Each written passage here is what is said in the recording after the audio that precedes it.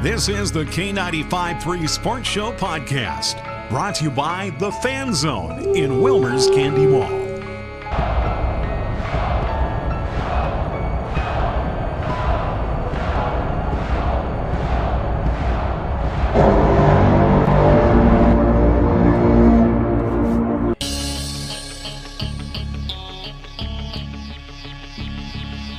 Welcome to the K953 Sports Show podcast. My name is Beau Stanfus.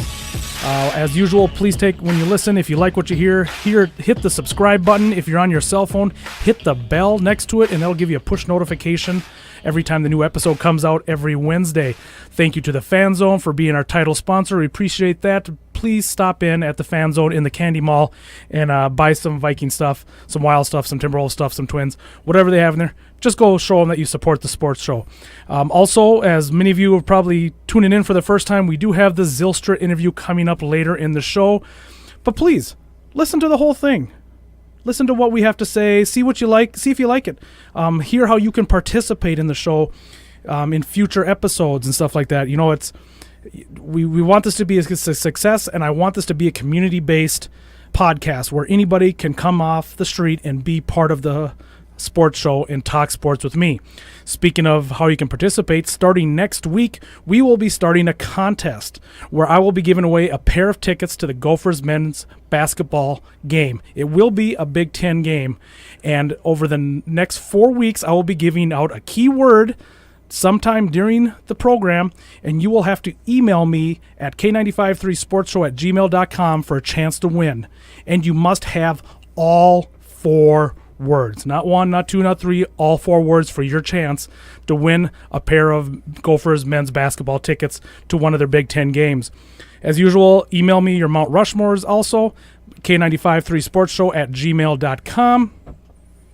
Also, we got a comment section here on YouTube. Let's use it. What's your thoughts on what we talked about? Do you disagree with us? Do you think we need to talk about something else on next week's program? Anything like that?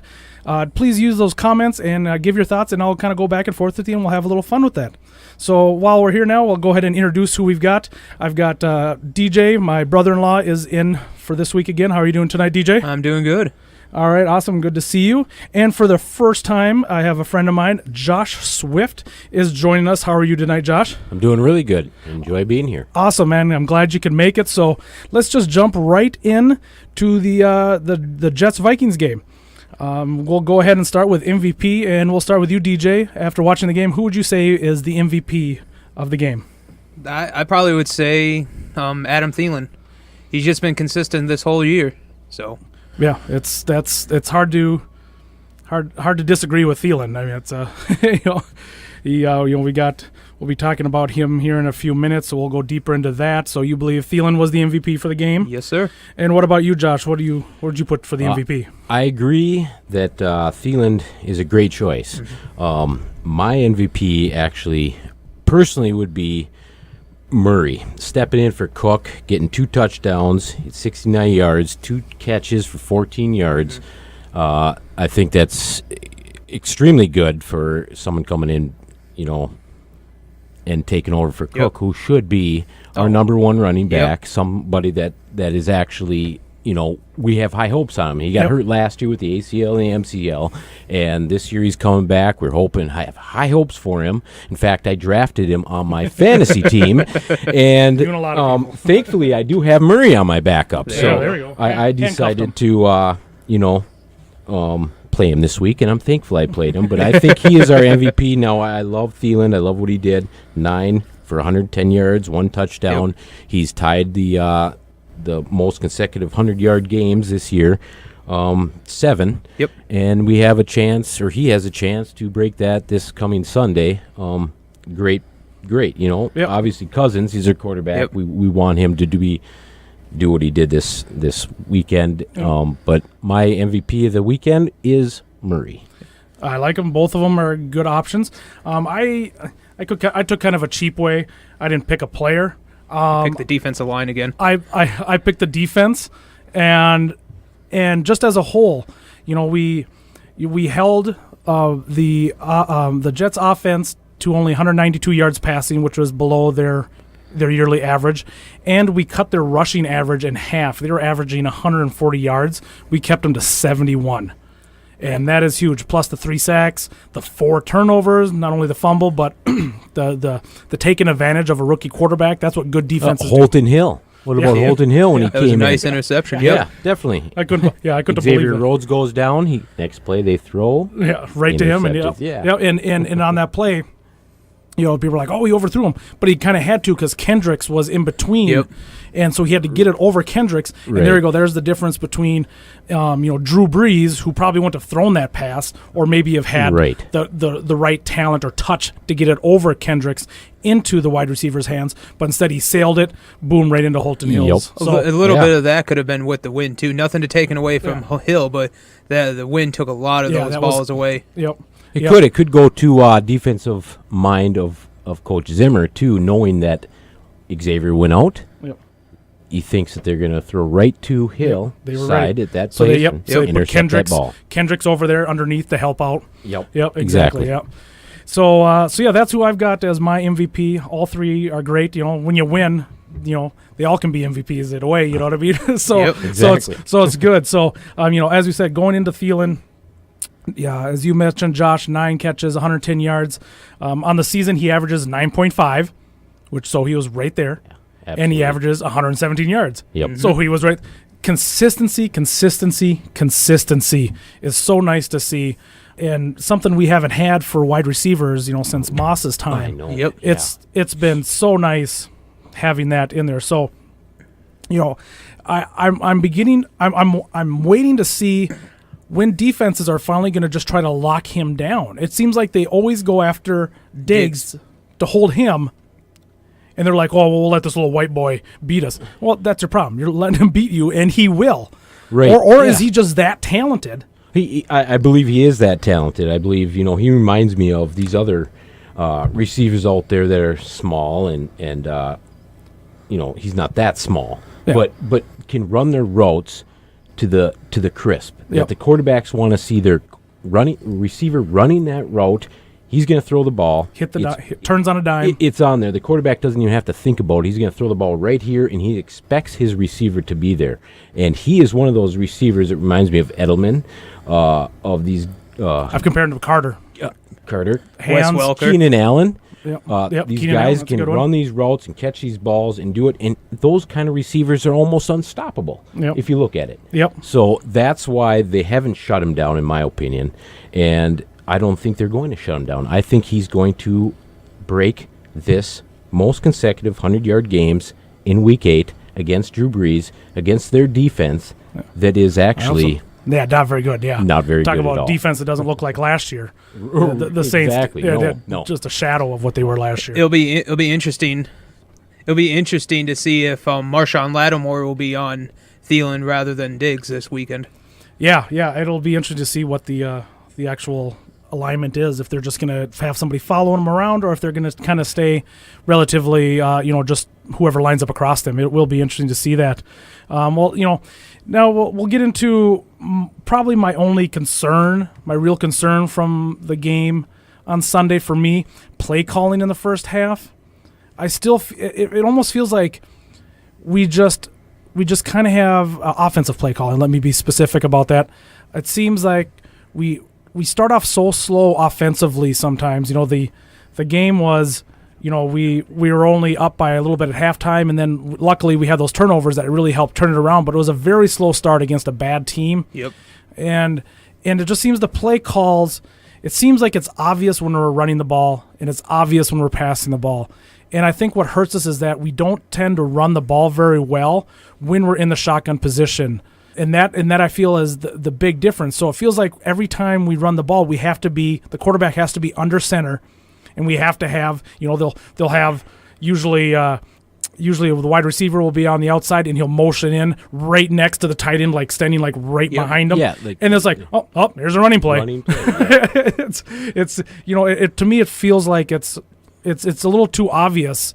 And therefore the defense knows, and all of a sudden now they're expecting the run. So I wish I could see some better play calling or some better mixture, either more passing out of those formations where we got Cousins right under the center and we got the two tight end set, or learn how to block better and run better out of the shotgun. Your Blocking thoughts, is Josh? huge. And I agree with, it has been starting slow. The Cousins, we just got Cousins. He wants to throw the ball. He wants to show us who he is. And I don't disagree with that. I don't disagree with the Minnesota Vikings playing calling. But starting slow is what we have been seeing. We almost playing catch up throughout the game. Now, to turn that around, let's run the ball. Yep. Ground and pound. Yep. Every team right away, wear their defense, so bring out our passing in the second half. I think that has the most possibility of getting more points. Now, Murray isn't Cook. Yep. But Murray is certainly really good. Yes. You have to admit it. Yeah. And he can get the job down, and he's willing to do that job. And we have Rock behind him, and we also have Mike Boone. Yeah, Who these both guys look can good. definitely come in and For make third and fourth damage. string? For third and fourth string, I'll take them. Exactly. I mean, I see some of these guys run now. I don't want to put Cook down at all, but some of these guys behind there, like Boone, like The Rock, they are definitely great running backs. Yep. And if we can wear these defenses down to the point where now they're pulling in their defenses closer to us because they think we're gonna run most of the time, and we whip out with Cousins throwing some bombs or some great passes to Thielen, it is on. And I agree with it's been starting slow, but this is the way I think that it should go to get things rolling a little bit more. We need to run it more. It seems like it's kind of the opposite. You know how they always say the run game will get your pass game going? Yep. It's kind of the opposite for us. Exactly. The pass game opens up our run. I know you said that we don't run out of the shotgun. Very well. Very we do well. occasionally, but not we well. do. That towards the end of the game, Murray's getting stronger and stronger. Yep. He's wearing that defensive line down. And when we do run it in the second half, third, fourth quarter, we are doing well. Yep. So, I mean, I just believe for us, it's actually working for us really well this way.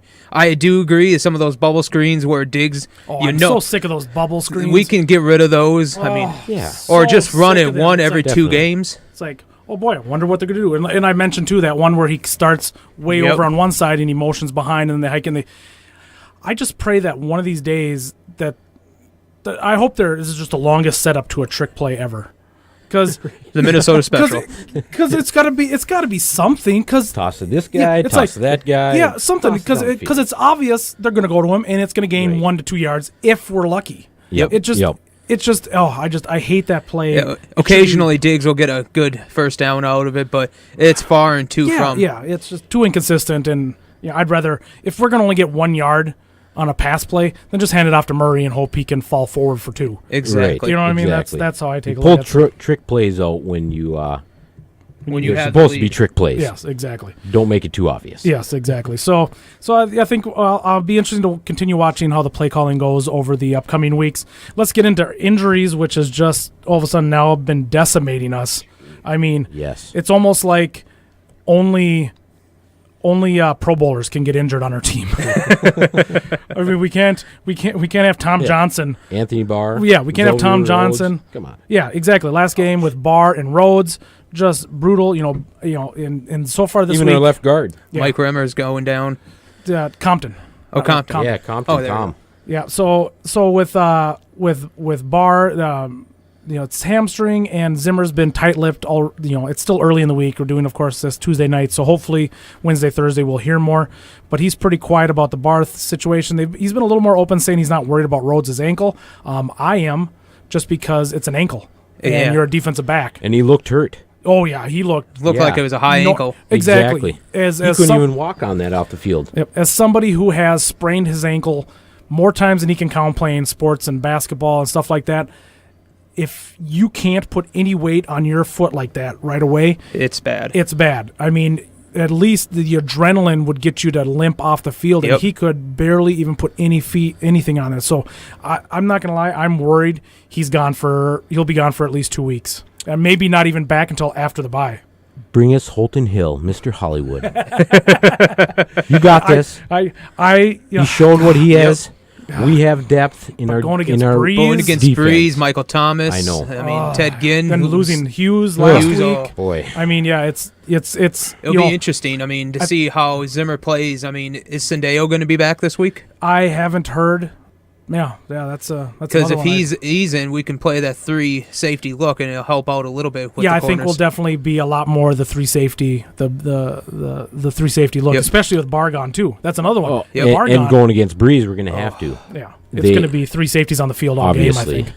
And also, I mean, it's going to be a shootout. I know you're going to bring this up a little bit later, but having Everson Griffin hopefully come back. Yep. Yeah, we I saw mean- that he reported. He's going to be reporting Tomorrow. Tomorrow, I don't know if you saw that Swift at all. No, I did not. Yeah, he's returning to the team Team activities. tomorrow. Team activities. Here, I took a screenshot of some of the press release on it. Let's see. I'll read it here. See, the Viking or general manager Rick Spielman says, "We have been in communication with Everson's medical professionals throughout his process and have relied on his recommendations regarding the appropriate next steps for Everson. We are excited to welcome Everson back to the Vikings and see him around teammates, coaches, and staff, people who care deeply about his well-being. Our focus will continue to be on providing an ongoing support system for Everson and his family." Obviously, great comment there by GM Yeah. Rick Spielman. Absolutely. Then Everson Griffin also released a statement saying, "Being around my teammates and coaches is something I have missed for several weeks. While this is an exciting and positive move forward for me, it is only the next step in a longer process. I look forward to once again putting in the work with the guys and contributing to this team in any way I can. My larger focus remains on addressing my personal health, and I'm hopeful the time will come when I feel comfortable sharing my story and using my platform to bring awareness to these issues. I continue to be extremely grateful for the constant support from my family and my teammates, the Vikings organization, and our tremendous fans." So that right there is a huge return, and hopefully Linval comes back. Yes. I mean, gosh, He may not be there this weekend. After he I was may not wondering be in that. shape, and we see these guys. It isn't a football injury, Trying to hope. Maybe he'll play minimal it's something- snaps. Maybe half the snaps. right? And I'd love to see him out there. Yeah. And it may be the best thing for him to get him back out there on the field for Yep. his mind to whatever is going on in his mind or his personal life. I think these are the things that they love. Yep. Give it to him. Yep. And let him perish. It's not an injury, a leg injury, an arm injury, or nothing like that. It's something you that- can't see. So. Yeah, Yeah, exactly. he stepped away from the team. He saw who he needed to see. Hopefully, he's gotten it down enough. But now it's time to get back to work, get to what he Yep. does Yep. well, and get around the people that love him and support Exactly. him. Just like the statement said by Spielman and him himself. So, And he's a great person. I yes. mean, we've Oh, yeah. all seen Oh, yeah, super interviews nice with him, and we all pray that he's going to get Continue. well and get back to us. And exactly.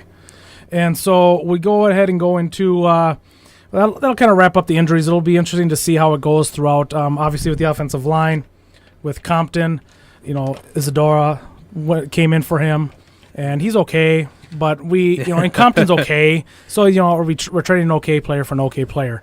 Once again, Hill was Crap. just a yellow traffic cone out there on the Really? field. Just yellow? I thought it was green. for people to go around. So that'll be continued to watch. We need to get Reef back. Yes. So then hopefully Hill is a backup because That's all he is. I don't think he should go back to right tackle. No. I think O'Neill's needs to stay in. done solid. Yeah. And he's deserved a starting spot there. Let's go on to Zylstra, our local boy, his first NFL catch for a first down and 23 yards, plus a punt return for 5 yards. So his best game. I'd like to say, me talking to him last Thursday, really pushed him to work extra Right. hard and get Coach, yeah. It was make all sure me. you get a play in there for me. It was all me. No. Great job by Zylstra getting out there, and many catches to come, and hopefully a touchdown this year at some point. That'd be nice. Final thoughts on the game. Did you guys want to bring up anything else on the game before we move on? I'm just happy that we won again. We pulled another win out, Yep. and And anytime away games are always tough. exactly. First time we won it in New York against the Jets. Yeah, I found that hard to believe. That's hard to believe, but I mean, And Zimmer said at the beginning of the week, this is going to be a real test. They're almost a sleeper team out there that is actually better than what people are even recognizing. So it was a good win, and I'm happy for that win. Yes, exactly. No, it was a great game. So right now we are going to go actually to the interview with Zylstra and have them listen to that. And then when we come back, hometown boy. Yes. When we come back, we will we'll preview the game this week for the Saints, and we will get Josh's Mount Rushmore also, and then wrap up the show. So here is the pre-recorded interview that I had with Brandon Zylstra. Enjoy. On the phone right now, we have NLS's own Minnesota Vikings number 15, Brandon Zylstra. Thanks for taking time and talking with me today, Brandon. Yeah, you bet, Beau. As a lifetime diehard Vikings fan, it's amazing having a local guy playing for the Purple. And growing up here in Candioi County, what was some of your favorite things to do growing up? I was definitely a guy that was on the lakes every day as a kid. Mm-hmm. Whether it's just fishing, literally just chilling with friends, taking tubes, floating across the lake. Water skiing is a huge passion of mine, but just anything involving the lake, that's what I did about every day. Yeah, that's kind of second nature growing up in the Spicer, New London area, right? Absolutely. Live on the lake. Too many lakes. Yeah, exactly. So, going from the NLS to Concordia to the CFL to the NFL, is there a certain coach or person that you credit for helping you get to this point in your career? There's countless people. After every football season, I always go back and just kind of reflect, on my past years and just, think about how far I've come and everybody that's kind of helped me because, I obviously haven't made it here alone. Mm-hmm. I have numerous guys to thank, and I like to let those people know too. The coaches back from Concordia, I'll give them a text, and I keep up with them pretty regularly. There's one coach in the CFL, actually two coaches that I keep up with. But countless friends and family. Like there's too many people. Too many people to name. Well, that's good. You got a good base to help you out. That's awesome. And you mentioned the CFL, and I'm not gonna lie, I don't follow or know much about the CFL. Are the Canadian fans as passionate about football like we are down here in the States? I mean, what's the vibe up there compared to here in the U.S.? Yeah, so they definitely love their football. The thing that's unique about them is they have the CFL, but they watch all the NFL games too. So they kind of have more football. That's a good versus point. People in the States, they don't really know too much about the CFL, so they're not really exposed to that. So they only get the the Sunday, Monday, and Thursday games. Well, yeah, up in the CFL, you get Thursday, Friday, Saturday, Sunday, Monday sometimes. So oh wow. But they're definitely passionate. They love both the CFL and NFL. The fans up there are great. I still have guys, fans reach out to me on my social medias all the time, just thanking me for playing out there and just wishing me luck down here. They've been great. Awesome. And what is your social media, by the way? Go ahead and plug that if you want for local. Just really my Instagram. That's the only one I really use. Okay, I didn't know if you were on Twitter or not. I have Twitter. I really don't use it too much. I kind of use that to retweets and stuff. But Instagram is really the only thing I kind of keep up with. That works. So obviously, Vikings signed you and brought you into camp and everything. Now, tell me one thing that surprised you about the NFL when you got into it. I expected the competition level to be there, and that's something I was really looking forward to because I thrive off competition. That's what really elevates my game. When you get here, it's everybody wants to be great. Everybody has these goals and dreams, and everybody's just competing at the highest level. And that's something that I love. But yeah, something that I guess struck me a little bit is just the physicality. As far as like DBs getting away with, their jams and their hands. It's a lot more physical than the college and the CFL game. They're kind of able to reroute you a little bit more and grab you a little bit, and things aren't really called as much. Even with all the penalties or the way that the league has kind of hamstrung a lot of the cornerbacks, it's still more aggressive than CFL. That's the thing is I've only played in 2 preseason games as a receiver. True. I haven't got too much during the regular season, so it's still kind of hard to tell to make like a fair judgment about it. I'm just kind of going by what we do in practice, and we have refs out there too, but they're not really calling too much. Yeah. So I'm still learning. What I can get away with as well as what they can get away with. Nice. And you mentioned, you haven't really lined up as a receiver, but you've been during the regular season, but you've been doing special teams. Of course, you had your big 9-yard punt return on that short one. Did you keep the ball or did you give it back? No, I gave that back. Oh. I got way bigger plans than just a 9-yard punt return. But your first time touching the NFL, the game, playing the ball, you know what I mean? Yeah. No, I got bigger plans. I'll wait till I get that first touchdown. There you go. Keep that ball. Perfect.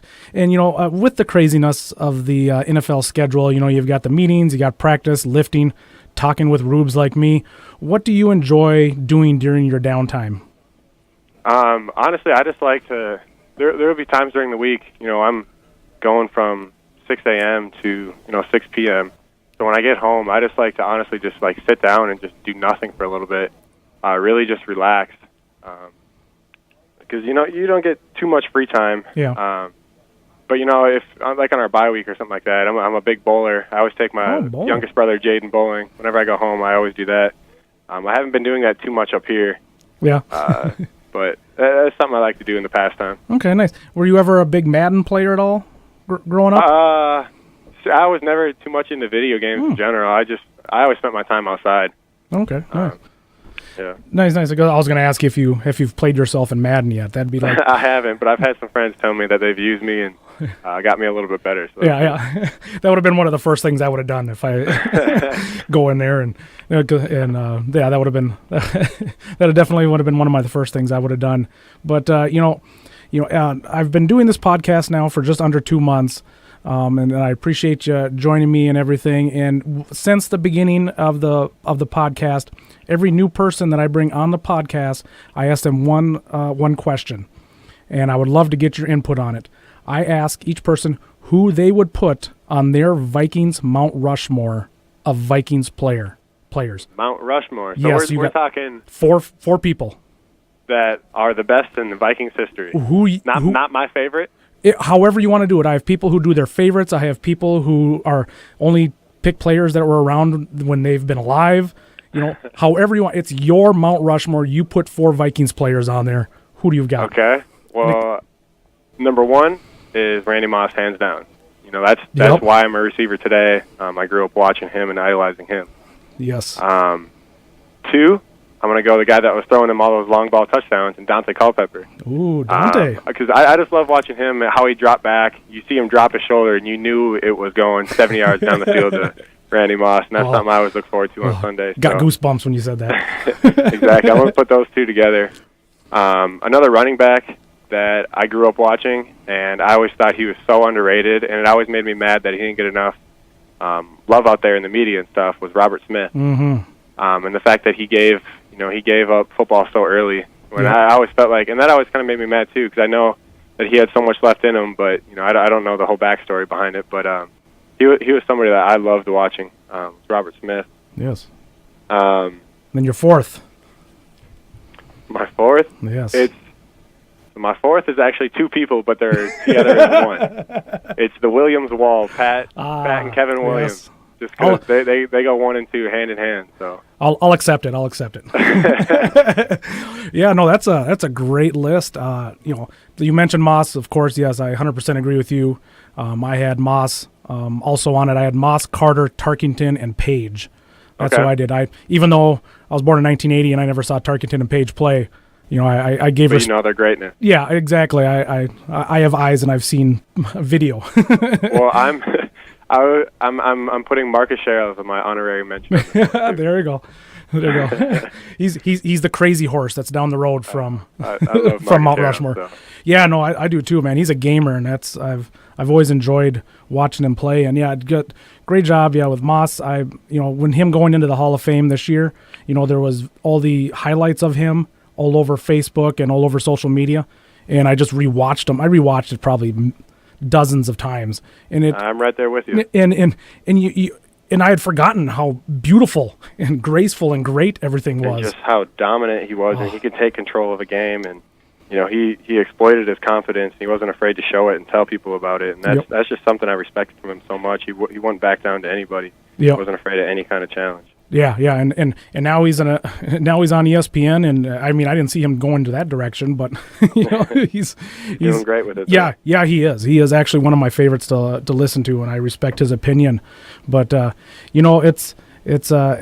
appreciate you joining me today, and thanks for talking with me, Brandon. But before I let you go, I was wondering, if you would be interested in joining me possibly once a month while the season's going on, just to kind of keep the hometown fans up to date with your NFL career, because I know people around the area are closely following you. I see Zylstra shirts all over the place.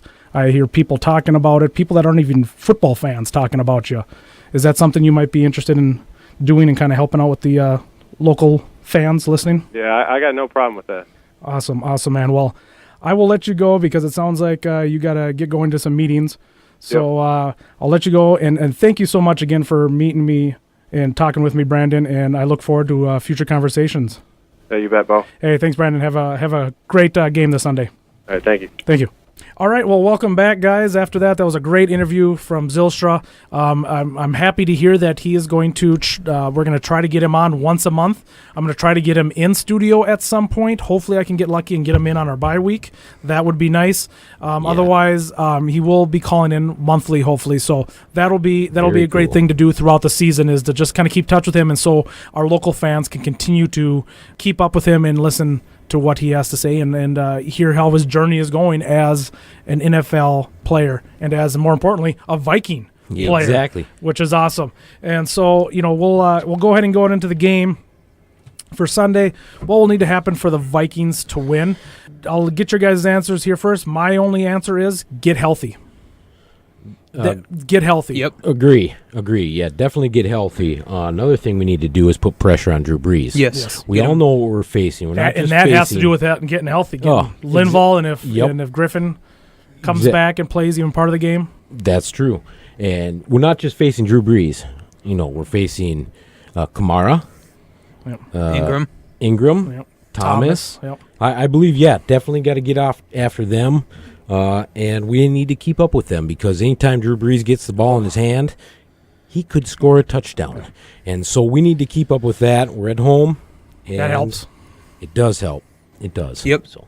Yeah. Any thoughts on your side there, DJ? Oh, I would say you need to get him pressure. You need to get him out of the pocket. He doesn't like getting out of the pocket, really. He's not the quickest of quarterbacks. Yep.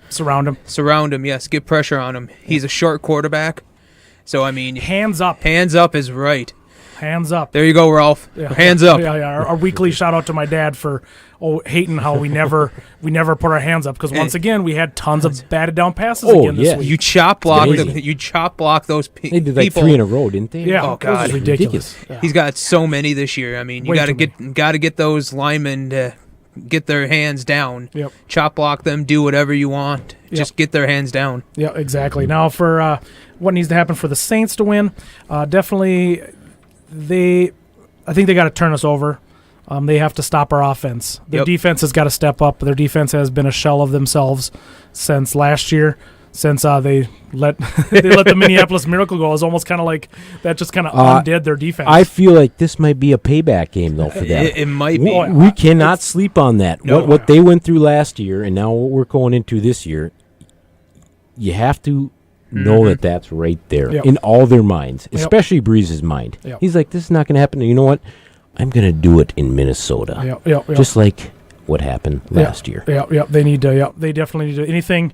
What do you guys think? DJ, go ahead. If the Saints has got to take advantage of our injuries if we're not healthy. They got to go after Hill if Rhodes is not healthy.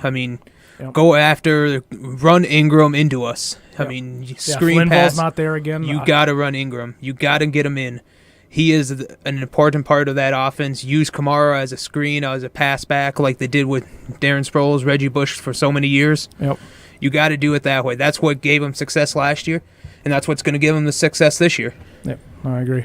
Go ahead, Josh. Anything else you want to add to that? Oh, I think Kamara is going to be a bigger point in this game than Ingram, I think, because Vikings are no joke either, and we're going to put up points. And when we put up points, they're going to have to come back and match those points, and that's going to bring in Kamara more with the screen passes, the short little passes. We all know what he can do. He is an amazing running back, and of course they need to ground and pound with Ingram, but I think we'll see him more maybe at the goal line rather than through the 50-yard line. 50-yard Yeah. No, I hear you. Yeah, it's going to be an interesting game. I don't know what to expect, so we'll just kind of guess. We'll go ahead and go to DJ. Give me what you would guess would be the final score for the game. What do you got for me? I'm going to go 37-34 Vikings. Bailey gets the game-winning field goal. There you go. I like it. Josh, your thoughts? I was actually really close to what you're saying. I'm going 38-37 Minnesota Vikings, and I'm giving them 1 point for being at home. I have gone back and forth on this. I like to claim myself as, I try not to say that I drink the Kool-Aid of the Vikings. I try to be. We all do. Yeah, I try to say that. In being this early in the week, we don't know what the injury report's going to be like. So if by the end of the week, if Griffin's playing, if Lindvall's playing, if Barr seems to be able to, if all of a sudden all of our injured players are able to play, I think the Vikings will win. If they don't play, I think we're going to lose. I really do. I think it's just going to be too many key players. Like I said, our defense with the Pro Bowlers that are not going to be on the field, it's going to hurt us. I really feel that. So I'm going to make 2 predictions because it's my show and I want to. Well, that scenario ran through my mind quite a bit that we could lose because we're facing Drew Brees and the Saints, and we all know who they are. I just come on. Yeah, injury depleted, we lose 34-31. I still think it's going to be close. And you know what? I'll actually just flip it the other way, and if we win 34. So it's going to be 34-31. I don't know who it is. It's going to all depend on the injuries completely. So we'll have to see as the week goes along and see who comes back. If Griffin does come back part-time, if Lindvall comes back, if Barr or Rhodes is able to play. I think Barr is probably going to be the most missed one. I know Rhodes is... Especially on the screen plays against Kamara. He's going to be the most missed one. Yep. I mean, Michael Thomas isn't the quickest. Mm-mm. He's more of a route runner. He's more of he's going to go up and get it, but he's not going to be the burner. Yep. So I think Barr is going to be the one who's missed the most. So some of our backups are going to have to step up. We're going to have to use that 4-4 defense, that three safeties coming in. Yep. Hopefully Kurse can play well if Sendeo isn't going to be in there. So no, I agree. So it'll be interesting. It should be a fun game either way. Sunday Night Football. Prime time, baby. Exactly. I will be there, actually. Oh, nice. Oh, yeah, nice. You told me that. Yes, nice. Sweet. I will be there with my son. Sunday Night Football. Joe Jorgensen invited him, and I'm like, God, he was supposed to invite me. He mentioned it once that he was going to invite me to this game, but he never got back to me. So Joe, if you're listening to this, what the heck? Come on. Send him a ticket. Yeah, come on. Give me on another game. Right. All right, so that'll finish up the preview. Let's go on over Mount Rushmore for Josh. Josh, who do you have for your 4 Vikings on your Mount Rushmore? Well, these players have been on, I think, this show already. Which is fine. But this is my take on all 4. My first one is going to be Chris Carter, which I call tiptoe. That guy caught a pass. He could find the side of the line. You knew it was 3rd and whatever, you could throw to him right on the sideline. He'll keep his feet in bounds, fall to ground, out of bounds catching with one hand, 2 hand, didn't matter. That guy knew how to catch the ball. Yep. Reason why he's an NFL Hall of Famer. He's an 8-time Pro Bowler, 2-time All-Pro. Almost every Viking wide receiver, he's got every record. 1,004 receptions, over 12,000 yards, and 110 touchdowns. He's actually a top 10 in the NFL history. So this is my number 1 Mount Rushmore for this week. Nice. Second one is going to be All Day. Do I have to explain who All Day is? Adrian Peterson. I mean, he is actually, in my mind, the best running back to ever play the game. Adrian Peterson, great. Definitely. Number 2. So, number 3, the Freak, Randy Moss. 17 touchdowns his rookie year in 1998. Rookie record, Hall of Fame. In my mind, again, the best wide receiver to ever play the game. I may be, a Vikings fan and very, very... Kool-Aid drinking. Yes. But a lot of these records that are broken, if you look at the stats, you'll see that these guys are the greats out there that we should be thankful that we got to watch them through the years and they're on our team. Oh yeah, Randy Moss is definitely. I mean, you look at Jerry Rice. He played forever. he had 2 Hall of Fame quarterbacks throwing. Actually, it could almost be 3, which Rich Gannon at the end of his career. Yep. So, I mean, exactly. We probably had one, and he only got 1 pass touchdown. That was Brett Favre. Yeah. In that game. Yeah, exactly. 500 pass touchdown. Or yeah, and that's the thing with Moss and Carter. We have arguably had, 2 of the top 10, top 5 wide receivers of all time playing on our team. Yep. And they played together for multiple seasons. Right. That's brilliant. So what you got for your fourth? My fourth is going to be John Randall. Defense, I'm going to go there. 114 sacks with the Vikings. That's the 6th in the NFL history with 137. 7-time Pro Bowler and all-time, and a 6-time All-Pro. Obviously a Hall of Famer, and he lived around here. He was on Green Lake for a while, and I was fortunate to clean his pontoon once in a while when I worked up in Spicer. So, nice. Great guy, nicest guy I've ever met. Huge. He could crush me with his fingers. Yes. But that would be my top 4. Awesome. Great top 4. Like I said, that's what I love about this is everybody has a different top 4, and they all have their different reasons, and it was fun listening to Zylstra's reasoning behind his 4, and it was cool to hear him. Cool to hear what he had to say about it. Absolutely. So an actual NFL player and who he looked up to, part of it growing up and what made him the player he is today. Well, that'll kind of wrap up the show. I want to thank everybody for listening. Hopefully you guys all stuck around and you listened. Please hit the subscribe button. Please hit the bell. Thank you, Fan Zone. Remember, we'll have that contest starting next week for the Gophers men's basketball tickets, where we'll be doing a keyword, and we'll get that to you. So email me, K953sportsshow@gmail.com, for your chance to not only get those words in for the men's basketball tickets, but also give me your Mount Rushmore for your chance to come in here and be in studio with me on the show. So please do that and go. So we'll wrap it up here, and thank you again, DJ, for visiting. Thank you, Josh, for coming in. Yep. Anytime. I'll try Go to have Vikings. Go Vikings. Try to have you guys back in here again soon. So have a good week, guys, and we'll see you next week.